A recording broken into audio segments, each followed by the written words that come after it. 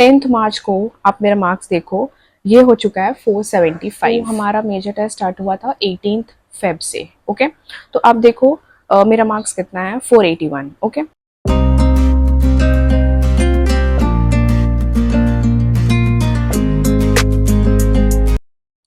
hello everyone, welcome back to my channel.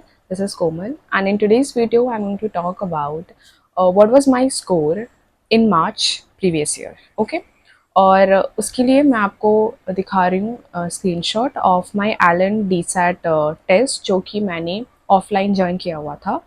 तो आप देखो, मैं आपको थोड़ा सा पीछे ले जाती हूँ। फेब में जब हमारा मेजर टेस्ट स्टार्ट हुआ था, तो हमारा मेजर टेस्ट स्टार्ट हुआ था 18th फेब से। ओके, तो आप देखो मेरा मार्क्स कितना है, 481। ओके, उसके बाद 533। मुझे ऐसा लगा कि 481 this was my first time, तो हो सकता है कि नेक्स्ट टेस्ट में बढ़े। तो अच्छा हुआ, बढ़ा। 533 हुआ, 535 हुआ 3rd मार्च को। लेकिन 10th मार्च को आप मेरा मार्क्स देखो, ये हो चुका है 475। ठीक है, तो ये जब हुआ ना, तो मुझे थोड़ा सा डाउट हुआ खुद पे कि ऐसे क्यों हुआ। ओके, क्योंकि मुझे ऐसा लग रहा था कि this was my 3rd drop. और ऐसा भी नहीं कि मैंने पूरे साल पढ़ा नहीं, या फिर मैंने मूवीज़ देखा, या फिर मैंने दोस्तों से बात किया, ऐसा कुछ भी नहीं किया मैंने।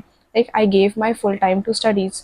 वो अलग बात है कि उतना इफ़ेक्टिव नहीं हो पाता था, क्योंकि ये बहुत यूनिवर्सल है कि आप शुरू से इतना इफ़ेक्टिव नहीं कर पाओगे जितना आप लास्ट के 2 महीने या फिर 1.5 महीने में करते हो। लेकिन वी वर कंटिन्यूअस, राइट? तो इसलिए मुझे खुद पे बिलीव था दैट जब मैंने पढ़ाई की है तो मेरा मार्क्स आना चाहिए। लेकिन आ नहीं रहा है, वो मेरे में कुछ कमी है। ठीक है, तो मैंने क्या किया, जस्ट लाइटली लिया। मुझे लगा कि ये पेपर जो है थोड़ा टफ होगा, इसलिए मेरा मार्क्स नहीं आ पाया। Let's check in the next attempt. तो जब मैंने नेक्स्ट टेस्ट दिया, वो था 17th मार्च को। आप देखो क्या हुआ, 482, कुछ मार्क्स ही बढ़े। तो जब 482 आया ना, that time I was pretty much sure that मैं कुछ गलती कर रही हूँ। ओके, मुझे खुद पे पूरा भरोसा हो गया कि मैं कुछ ना कुछ गलती कर रही हूँ। ठीक है, क्योंकि अभी ये मिड मार्च चल रहा है और आपके मार्क्स आ रहे हैं 482, and this is your 3rd drop. कहीं से भी रिलेटेबल लग रहा है ये? नहीं। तो मुझे लगा कि अब मुझे फाइंड करना पड़ेगा what is the reason behind this. तो मैंने आपको बता रखा है पिछले वीडियोस में कि मेरी प्रॉब्लम थी टाइम मैनेजमेंट की। मैं टाइम मैनेज नहीं कर पा रही थी। बाकी सब बच्चे कुछ 15-20 मिनट पहले ही पेपर छोड़ दे रहे थे, और मैं क्या कर रही थी, लास्ट मिनट तक क्वेश्चन सॉल्व भी कर रही थी मैं। तो वो मैंने पेपर एनालिसिस कैसे करना है और पेपर अटेम्प्ट कैसे करना है, वो दोनों वीडियो में आपको बता रखा है। तो अभी मैं बस आपको ये बताना चाहती हूँ कि मैंने जो एनालाइज किया, okay, that I am not managing time, वो मैंने किया पूरा का पूरा 10 दिन। तो 17th मार्च से आप देखो, मैंने 30 मार्च तक रोज टेस्ट दिया इन द सेंस, ऐसा नहीं कि 3 घंटे बैठकर एक ही साथ आपको देना है। आप अलग अलग एक एक घंटा भी बैठ सकते हो हर सब्जेक्ट के लिए, लेकिन आप ट्राई करो कि 3 घंटा एक साथ बैठे। ओके, पर अगर नहीं हो पाया देन दैट्स द ऑप्शन, आप स्प्लिट करके दे दो। तो मैंने 10-12 दिन लगातार टेस्ट दिया है, 3-3 घंटे बैठकर।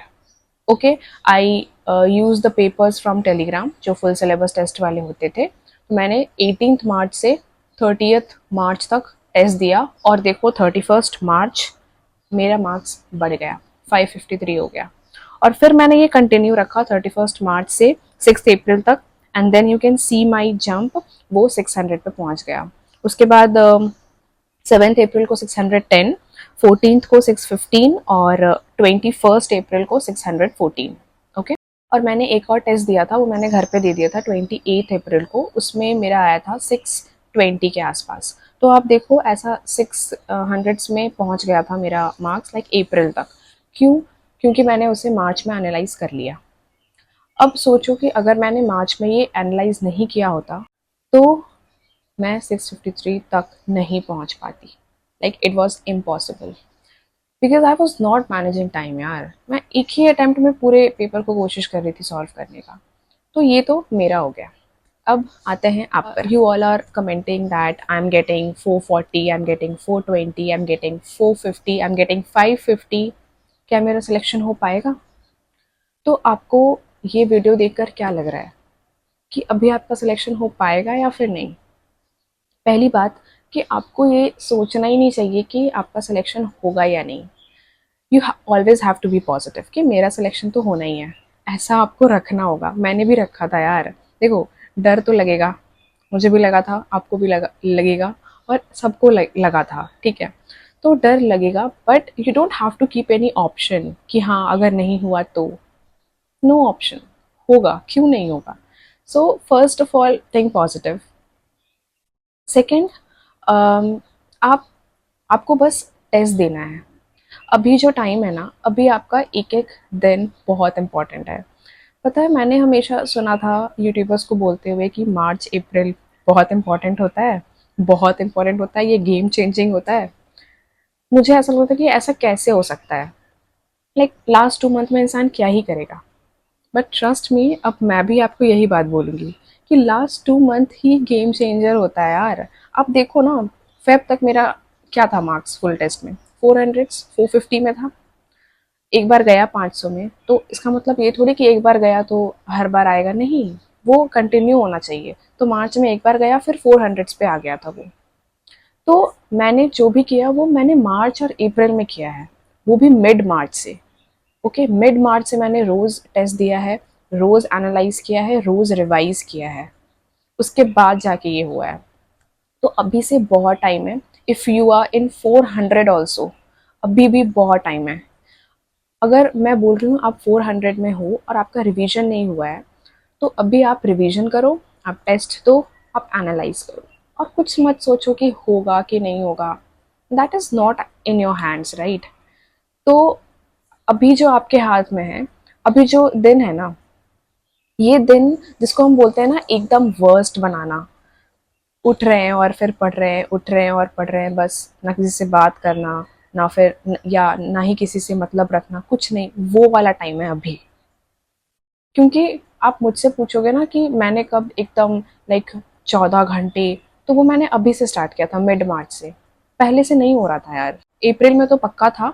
मार्च का मैं बोलूँगी कि मिड मार्च के बाद ही हुआ था. ठीक है, तो अभी भी अगर आप 14 आवर्स की स्टडी रख रहे हो, you are analysing, you are revising, you giving test, you will score 650 plus, जैसे मैंने किया. तो अगर आप ये एटीट्यूड रखोगे, you won't get any harm. Okay, some of you were asking कि लाइक अलग फिजिक्स केमिस्ट्री में कितने आते थे और परसेंटाइल कितना था. Then you can see the screenshot now. जो 18 फेब को मैंने टेस्ट दिया था, उसमें this is my score card. आप देखो, फिजिक्स में 107, केमिस्ट्री में 90 और बायो में 284. ओके, ऐसा कुछ भी बहुत ज़्यादा नहीं है. केमिस्ट्री में मेरा कम चल रहा था, आप देख सकते हो. And percentile was 92.7. उसके बाद नेक्स्ट टेस्ट का मैं दिखाऊं तो 533 वाले में, तो फिज़िक्स में है 120, केमिस्ट्री में 106 एंड बायो में 307. तो ऐसे ही चल रहा था, मतलब बहुत ही हाई फाई नहीं थे, बहुत ही लो नहीं था. फिज़िक्स में 90, मतलब मेरा ना फिज़िक्स में ज़्यादा रहता था हमेशा, क्योंकि मैंने फ़िज़िक्स मतलब इतना किया ना, इतना किया कि वो मेरा फेवरेट सब्जेक्ट बन गया था. और मार्क्स भी वैसे ही आ रहे थे, लाइक केमिस्ट्री से ज़्यादा. ओके, तो या this was it. Now I guess अभी आपको आंसर मिल गया होगा कि अगर आपका इतना मार्क्स आ रहा है तो क्या होगा, इतना आ रहा है तो क्या होगा. कुछ नहीं, you just have to work now. क्योंकि क्या होगा उसका आंसर ना आप दे सकते हो, ना मैं दे सकती हूँ, ना ही कोई और दे सकता है. अभी हमारे हाथ में है सिर्फ और सिर्फ काम करना. ओके, तो मैं ये सब बातें आपको नहीं बोलूँगी, ये सब बातें आपको पता है. I was just showing my marks, जो कि मैं थी इस समय पे पिछले साल, ताकि आप उसे कंपेयर कर सको खुद पे कि आप कहाँ पे स्टैंड करते हो. ऐसा नहीं कि मेरा अभी से ही 600 आ रहा था. तो you can see. Okay, till then bye.